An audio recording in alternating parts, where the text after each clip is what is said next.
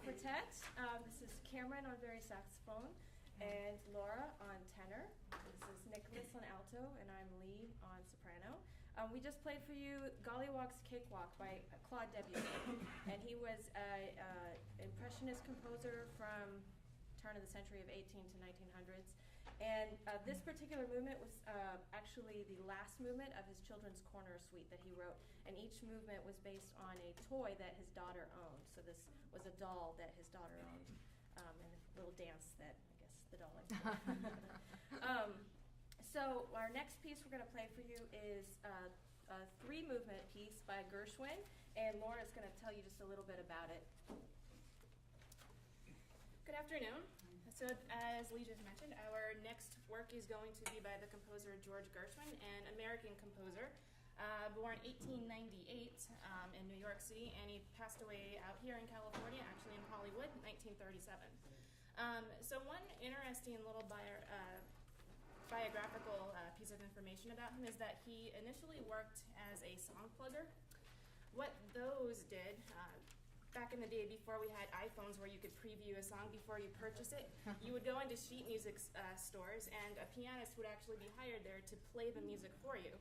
So they would give you the little preview.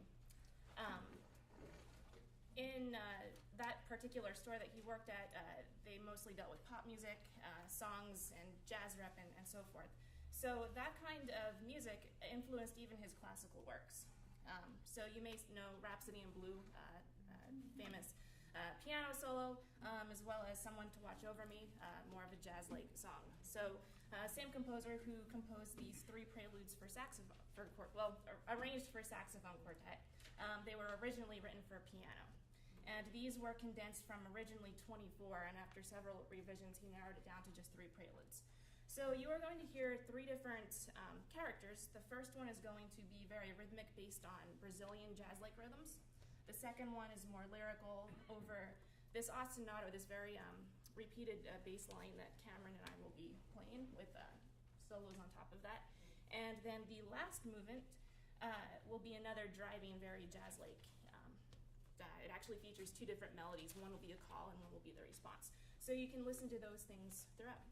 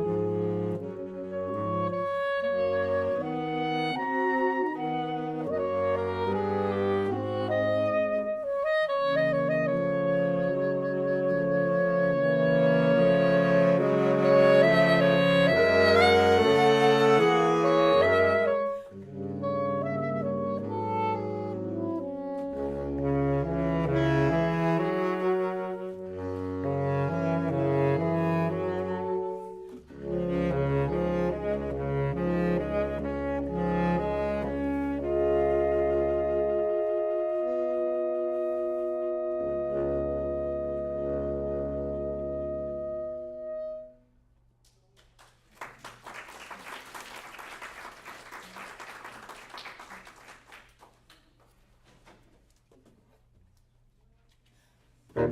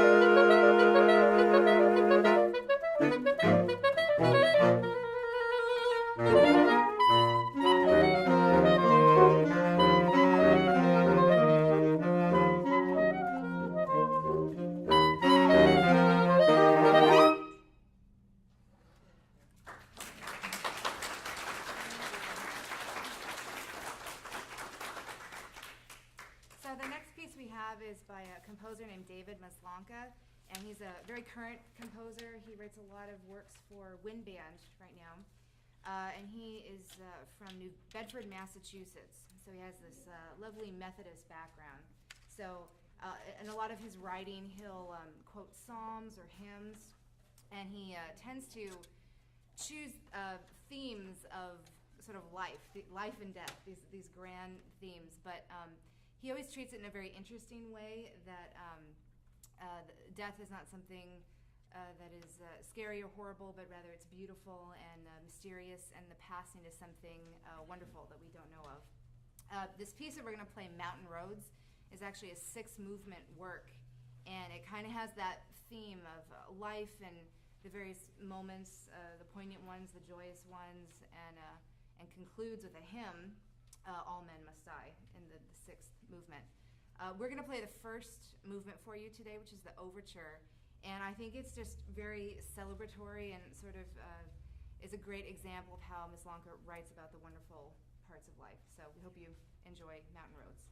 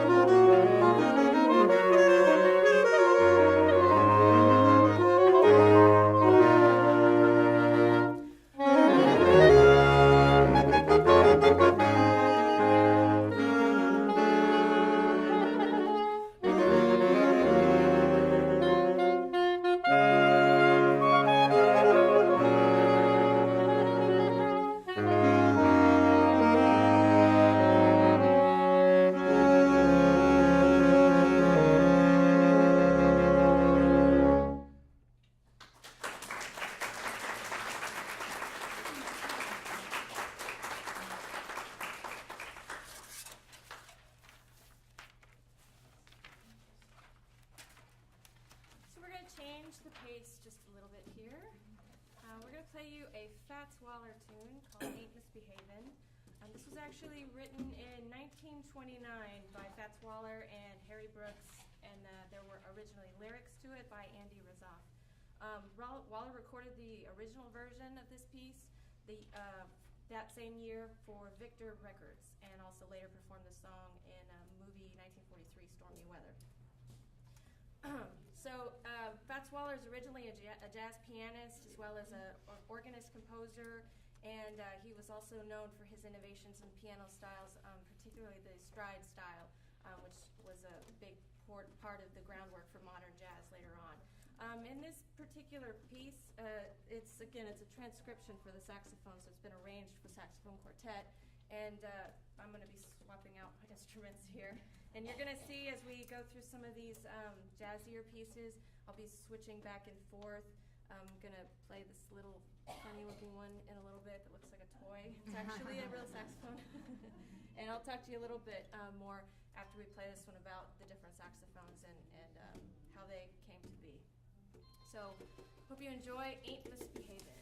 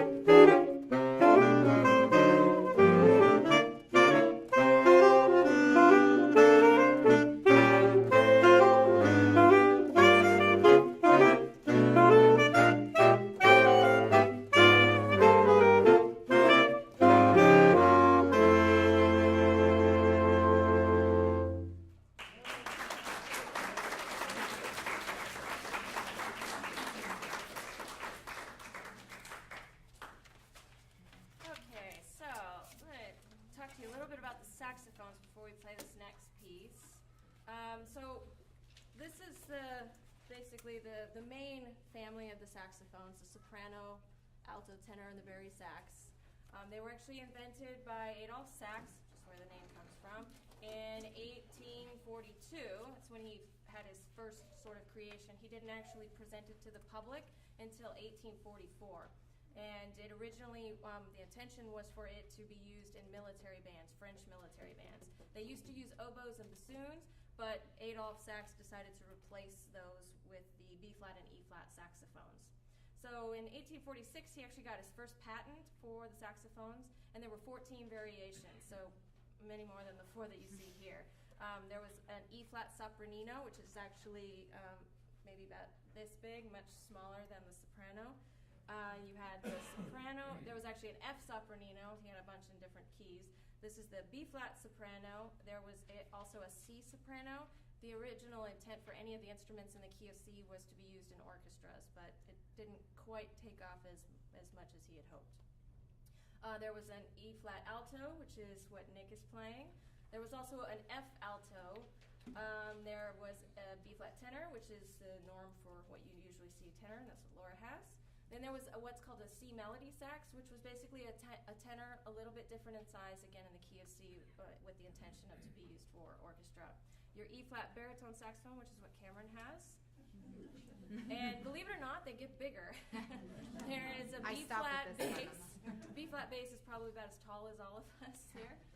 There was also a C bass, and then there's an E-flat contrabass, and there is a sub-contrabass, which originally the sub-contrabass, the first one that was made was just made to be put in front of a store, like this ginormous thing that it really took 2 people to actually play it because it was too tall for anybody to reach. But now, in about 2000, a company named Eppelsheim, they actually designed a sub-contrabass saxophone that can be played by one person, and it has more rings around it to get all the length of the tubing. And they call it the tubax because it's so low it sounds kind of like a tuba almost. So we don't have one of those here, but the bari sax definitely has a nice low sound to it. So in this next piece that we're going to play for you, this is Bach's Little Fugue. It's the fugue in G minor, and it was nicknamed Little, now the Little Fugue. It's very popular, so you might recognize it. And it's when any of the pieces are described as a fugue, that was a style, a form that was very popular during the Baroque era, during Bach's time.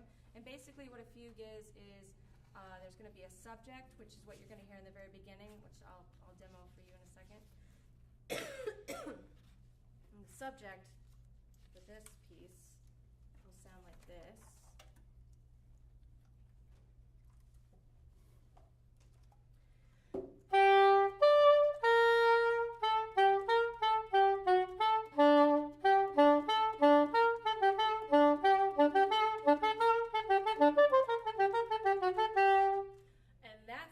Is going to be traded from one instrument to the next. So you'll hear it on my horn first, and then I believe it goes to alto next, and then to tenor, and then lastly but not least, the bari sax. So listen for that, and you'll get to hear each saxophone in its state with the subject. All right.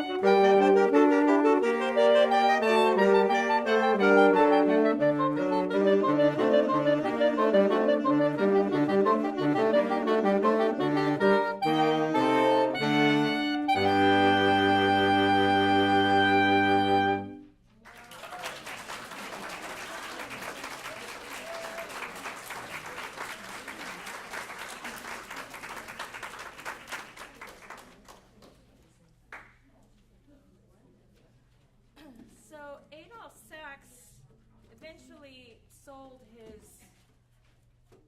at the facility that was building all the saxophones. It eventually got sold off, and various other companies came about. Selmer's one of the big makers of the saxophone.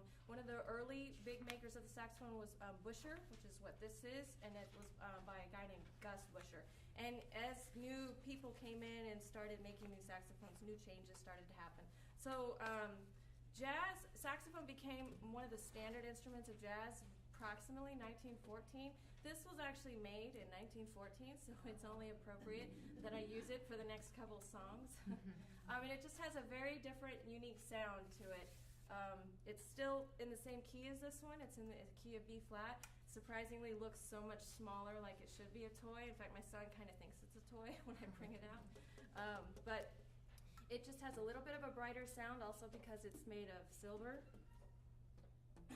So it's going to be just a little bit different. And it's awfully cute. I mean, So this next piece we're going to play is called Little Brown Jug. It was actually a popular tune during the Prohibition era. It was about drinking out of a little brown jug. And it became extra popular when Glenn Miller arranged it for his big swing band. So this is an arrangement for saxophone quartet.